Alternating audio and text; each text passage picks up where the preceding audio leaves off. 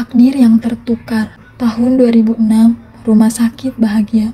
Hujan mengguyur malam itu, seolah ikut menangis bersama dua ibu muda yang baru saja melahirkan. Di ruang bersalin nomor 2 dan 3, dua tangisan bayi hampir bersamaan menggema. Tapi tak ada yang menyangka, dua kehidupan yang baru saja dimulai akan berubah selamanya dalam hitungan menit. Di ruang bayi, seorang perawat bernama Lastri mondar-mandir dengan panik. Ia menerima dua bayi perempuan dengan nama keluarga yang berbeda. Satu adalah anak dari Nyonya Ratna Wijaya, istri dari seorang pengusaha sukses Hendra Wijaya. Bayi itu lahir prematur namun sehat.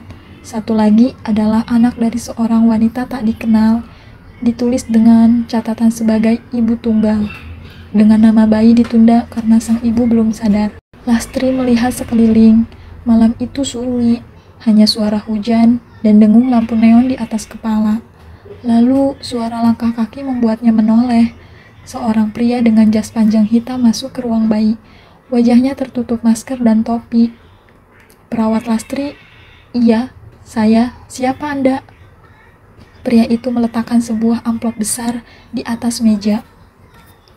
"Tukar bayi itu, yang dari Nyonya Ratna dan satunya lagi ini, untuk jaminan masa depanmu." "Apa maksud Anda?" "Tidak, itu tidak akan kriminal. Kau tidak ingin tahu siapa yang menyuruh ini.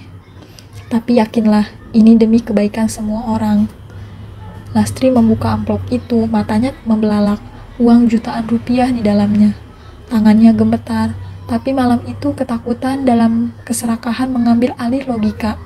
Ia menukar gelang nama dua bayi itu, lalu mengganti catatan lahir mereka. Dalam hitungan menit, dua bayi berpindah takdir dengan restu iblis. 18 tahun kemudian, Jakarta. Naira, jam weker di kamarku berbunyi, tepat pukul 5. Aku terbangun dan langsung melompat dari kasur. Rumah kami kecil, nyaris roboh, tapi penuh cinta. Ibuku Burini, seorang janda yang bekerja sebagai penjahit. Adikku, Rian, baru kelas 3 SD dan sedang demam. "Naira, kamu jangan lupa ambil jahitan di rumah Bu Darmi ya," seru ibu dari dapur. "Iya Bu, nanti sekalian antar Rian ke sekolah." Aku mencuci muka, sarapan seadanya, nasi goreng sisa semalam, dan langsung berangkat. Tujuan utama hari ini adalah ke sekolah, lalu kerja part-time di toko alat tulis dekat stasiun. Hidup kami sederhana, tapi aku punya mimpi besar, kuliah di universitas negeri, lulus dan bikin hidup keluarga lebih baik. Arsha. Sementara itu, di rumah mewah kawasan Menteng, Arsha membuka tirai jendelanya. Matanya sembab. Ia baru saja bertengkar dengan ibunya Nyonya Ratna karena ingin masuk fakultas seni, bukan bisnis. "Arsha, kamu satu-satunya anak kami. Kamu harus lanjutin usaha papa." "Tapi Bu, aku gak mau hidup kayak robot." Ibunya mendelik dingin, berhenti bersikap kekanak-kanakan. Arsha mengambil tas Chanel-nya, keluar rumah dengan langkah cepat. Sopirnya sudah menunggu. "Ke sekolah Pak Dani." Di balik wajah cantik dan make up-nya mahal, Arsha menyembunyikan luka. Rumah besarnya kosong dari kehangatan. Ayahnya selalu kerja di luar negeri. Ibunya sibuk arisan dan acara sosialita. Halte bus pertemuan pertama. Hari itu, sopir Arsha mendadak absen karena mobilnya mogok. Ia naik Transjakarta. Ia menunggu di halte dengan ekspresi tidak sabar. Di sisi lain, Naira duduk sambil makan gorengan. Tangan berminyak, rambutnya sedikit berantakan karena tergesa-gesa. Bau minyak," komentar Arsha pelan. Naira menoleh. "Ya maaf Mbak, plastik, hidup gak semua wangi parfum mall." Arsha menatap dengan sinis. "Ngaca dulu sebelum nyolot." Naira tertawa sinis. "Lah, lo cantik doang, nyolotnya lebih parah." Seketika itu suasana menegang.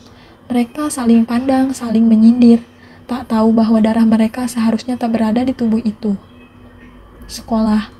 Keduanya ternyata satu sekolah. Arsha duduk di kelas akselerasi. Anak pintar sekaligus populer. Naira di kelas reguler. Anak beasiswa yang dikenal rajin tapi beda kelas sosial.